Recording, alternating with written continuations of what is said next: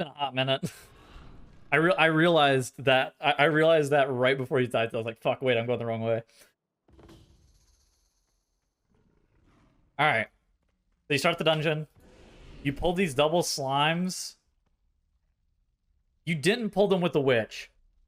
The witch actually bannable offenses in this dungeon. If you pull any of these, then they take so much time and they give so little count. And sometimes they even wipe you. They were really hard. The witch is the most AIDS mob in Legion Mythic Plus. I would probably agree with that. All right. Oh shit! I forgot that these mobs auto combated you. So you would come out here and you see which side you could go. Could you go left or could you go right?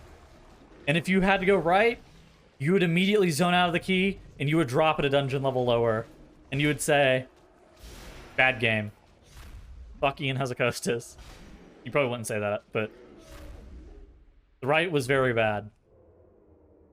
And then you would go and you would pull this seer. And the seer, Guilty said the witch is probably the most AIDS mob in Mythic Plus. The seer is probably the most overtuned mob in Legion Mythic Plus. He did this Prophecy of Doom cast and would just wipe you. And he would summon these eyeballs. And they would just wipe you. This guy, you prayed to fucking God that you got good RNG on him. Because this guy was RNG on his casts. And if you got 2 Prophecies of Doom back to back, then you would just wipe. And there was nothing else going on about it. And then after that, you would play this pack of trash. This Fellblade would like garrote one of your ranged and put a pretty nasty dot on it. Nasty dot on your ranged. But overall, it was not that bad. It was a pretty bad dot. But it was livable. I mean, there wasn't much else going on here. If this portal goes off, then you wipe. Okay, that's a you lose the key. Cast. All right, now we've got a fucking all right, we've lost the key. This is an instant wipe. I didn't think about that, but now we have to wait for these imps to despawn.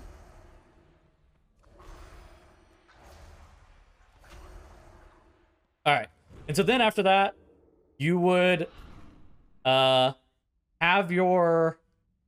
most of your group die like here, and you would like, it depended on if you had a Holy Paladin or a Arrestor Druid. If you had a Arrestor Druid, you just stealth through here. If you had a Holy Paladin, they would have to like pile on and like run.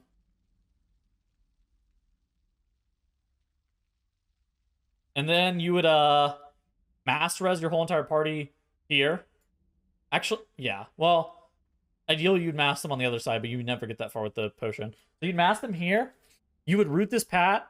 This Pat is not playable. You can't play double Fellblade. The Garrotes were too good. Or the Garrotes were too fucking strong. And you would mass your whole entire party here.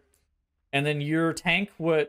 This is bad. This is an unplayable pack. And you would always banish this Fellblade. This Fellblade would always get banished by a Warlock. This dungeon was actually not doable without Warlock. So that Fellblade would always get banished because you can't have the Seer with the Fellblade at the exact same time, otherwise you're just going to die. And you would all stand like max range out here. And so this Seer, again, like I said earlier, he had RNG casts, whether or not he summoned an eyeball that was nearest target tank, or he would just cast Prophecy of Doom, and you were praying to fucking God that he summoned 100 eyeballs on your melee players. Like, and then your tank would be able to just like stand closest to all of them. You want him to just spam cast Eyes of the Beast. But if you cast like 2 Prophecies of Doom back to back, you're probably wiping. Couldn't Warlocks control these casters? This caster, yes. The Chaos Bringer. And the Chaos Bringer, you would control this one. But like, you really didn't want to control this one. You'd rather kill this one. You could control it though. But it just kind of depended. But the Chaos Bringer would give it had a castable ability, and I'm pretty sure it gave like 25% damage. Maybe it was haste. I'm pretty sure it was like 25% damage. And then we had General's a Call. This boss was Pretty polarizing. If you were playing a Clothy, you would die. If you were playing a Plate Wearer, or a Windwalker Monk, or a Moonkin, you would live. And that's basically it. So you dodge the Shadow Slash, it shoots a fucking wave out, and you dodge. This is like Fellord Zakoon. Now you dodge, you dodge, you dodge. And then he's gonna do like a slam. I don't remember what it's called. Severing Slam or some shit. You got bats. These bats just die to cleave, honestly. You just focus the boss. The Wicked Slam, that's what it is. And this Wicked Slam, it's physical damage, and it would do like 150% of your health. And Moonkin didn't have to fucking press anything, they just lived. And any Clothy died. And this boss was very, very overtuned. Fuck Moonkin armor. Yeah, it was pretty good. And then you would be very thankful, and you would leap down on this edge. And then you see the Seers in this patrol, and instead of pulling the Seer, you know what you would do? You would stand here. And you would wait.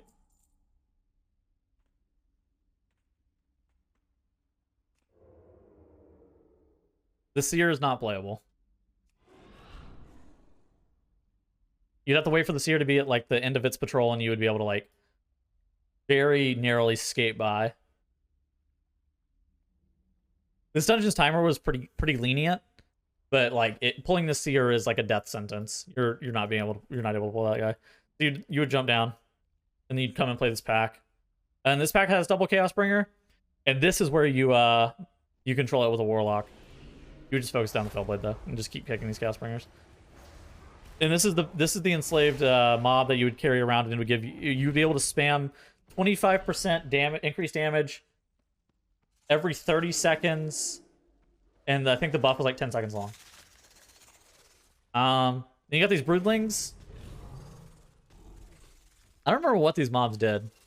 Pretty sure all these mobs just lived to do was bolster and fucking wipe you. But oh, I remember now. You wanted to kill the whole room at once. Yeah, these mobs just lived to be bolstered, but you wanted to kill them all at once because then they saw some of these venom, these Mana Fangs. These Mana Fangs actually had mechanics. I like how one thing that I have noticed about going through some of these dungeons is how many of there are a couple packs per dungeon that just don't do any mechanics. These Mana Fangs have roots.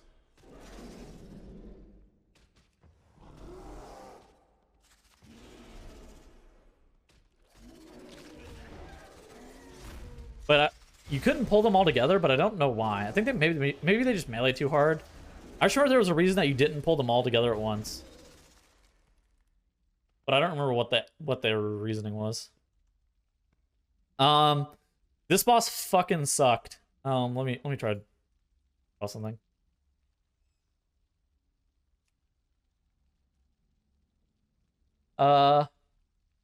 Guess we'll just draw the room. I don't want to draw over the spiders. So you got the boss in the middle of the room, right? And then the boss would do this ability as like a web. And the web would like grip 2 random assigned players together, right? And you need to cancel the grip before the first tick went off. And you have to be like over 30 yards away from your person, but you would get gripped into melee, right? And like slammed together, and you would need to like separate out within 1 tick, otherwise both of the players are dead. Maybe you could live 1 tick. You definitely couldn't live 2 though. And so you would have to like pray to fucking God that it went on, because like the Moonkin could stop it every time. Warlock could get every other. Monk could get every 3rd.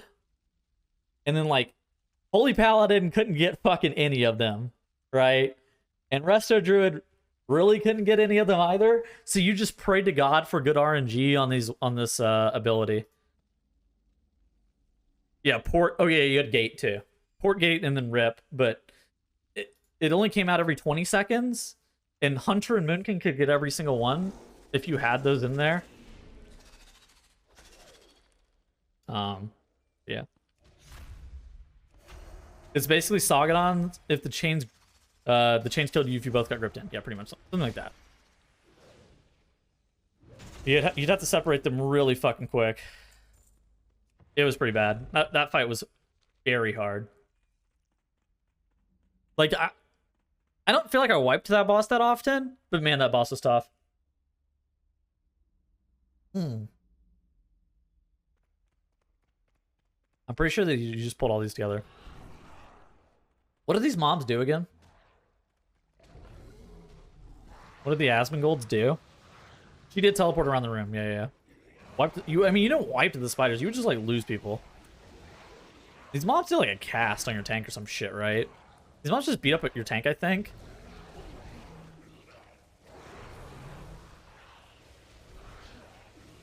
Bane. What is this?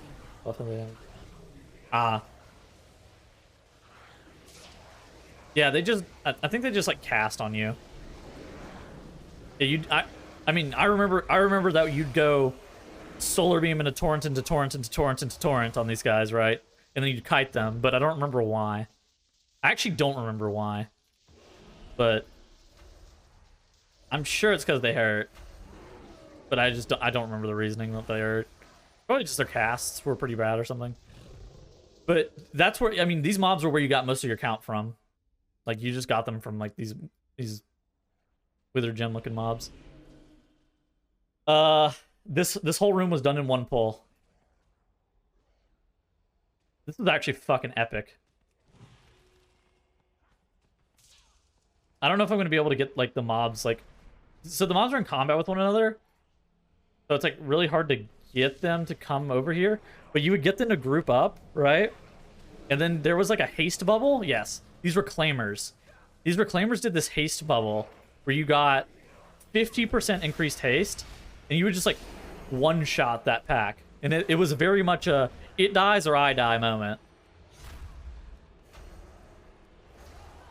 Dude, you know what I played in this dungeon more than anything else? I played Moonkin, Havoc Demon Hunter, Warlock. That's what I played in this dungeon more than anything else. I remember being pretty good at this dungeon, though.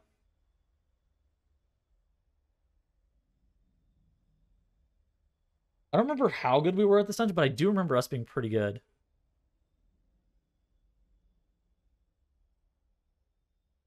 Arcway. Oh, damn. If THD's still here, dude. THD is at the fucking top of the Arcway. 4th. Not bad. Maybe we weren't that good at Maybe we weren't that good at Arcway now that I'm looking at it. Oh, look, there's Revo Fevi. Oh, yeah, fired up in his group.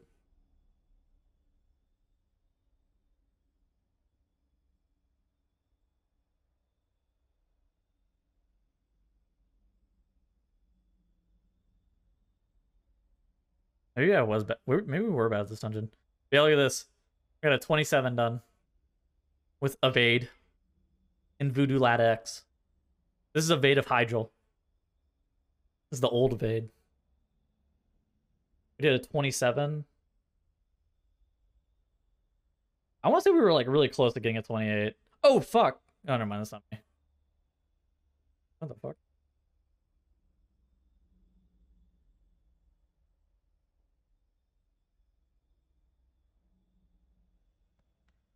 Alright. And then you got the, Crystiliax. This mob also had haste bubbles on him. Idle built different. Idle was definitely something. I play with Greg pretty frequently still. And we always joke about Idled. This boss didn't do very much. You would actually just run around and pick up the haste fucking circles whenever you had cooldowns, and you just cool down the boss, and then you run away whenever you start doing a suck. He actually didn't do very much. You know something funny? I came up with the meta strat for how you did this boss. This next boss. Everybody ended up copying it by the end of Legion. But I came up with the meta strat in like 7-2 or whatever the Tumus Argyris tier was, because I was playing with Jason a decent bit back then. This boss was pretty hard. So what do I need to say about this boss? So basically this boss, you would have to draw geometry on the floor with these like lines, and then the boss would teleport back to this position that it's standing right now and do a channel, and it needed to be kicked instantly. And if it wasn't kicked instantly, then you would just basically lose, more or less. And so the meta strategy for this boss ended up being tank Ivanir back here, right? Draw geometry kind of wherever the fuck you wanted. Like it ended up being like you went from like left to right, but it was more or less draw it where the fuck you want. And then like right before Ivanir is gonna do his teleport, the boss would cast faster. That's what it was. He would cast faster. And it was one of those things that like you needed to kick him instantly. And so for the longest time, everybody tanked him where he's standing right now, and just had melee spamming their fucking kick whenever you teleported into them. But that had problems because of how you were dropping the geometry on the room. So at some point, I had the idea of, yo, what if we just tank Ivanir back here, and the ranged dip out of range of Ivanir right before he's going to teleport back, and then you would just spam your fucking interrupt on him as the ranged. And so the moment he teleports, you insta-interrupt him, and he runs back to the tank. And so that ended up being the meta strategy at the end of the season. Instant is just one stack, yeah. Whereas, like, not instant, you get, like, 3 stacks. That's pretty brutal. Yo, what's up, Alex? Yeah, so you'd end up, like, tanking him back here. Get away from my mana! Plus his fucking wild voice lines. Oh. Yeah, I forgot they had to rotate kicks on this guy. You could eat most of them, though. It was not a big deal. There's a better way was to have the tank turn to where he TPs to and spam kick. Yeah, but the issue for hierarchies on that was you got too many of the geometry things.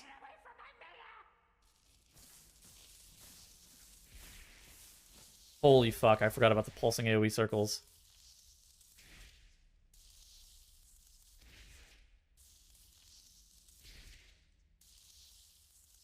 I don't know what this cover is. Shut up.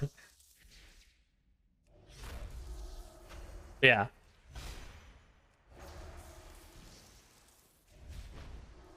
I forgot that he did a pulsing AoE.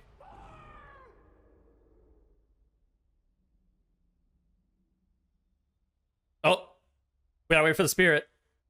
We gotta wait for the spirit. Oh, I pulled her. How the fuck did I pull her? Oh no. Dude, I forgot about this.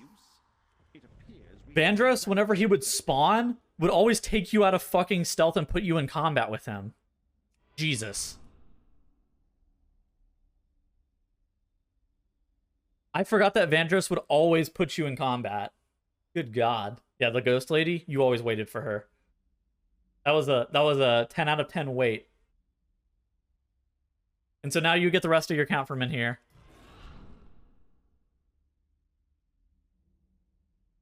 Oh. Okay, so I forgot that this works like this in M0. So in Mythic Plus, if you had 100% of your count, all of these mobs would disappear, like you've just seen right here. But in Mythic Plus, they would all be here. In Mythic Plus, they would all be here waiting for you if you didn't have 100% count.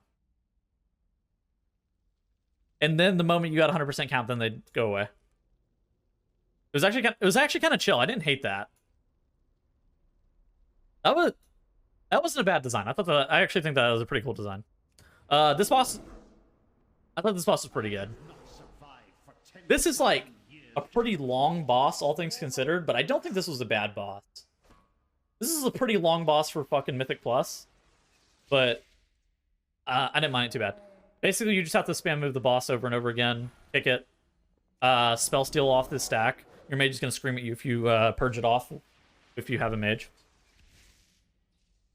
Have you vermin never witnessed such raw power? Oh, okay. And then you have these force bombs which pop off. You wouldn't just have one. You'd have two.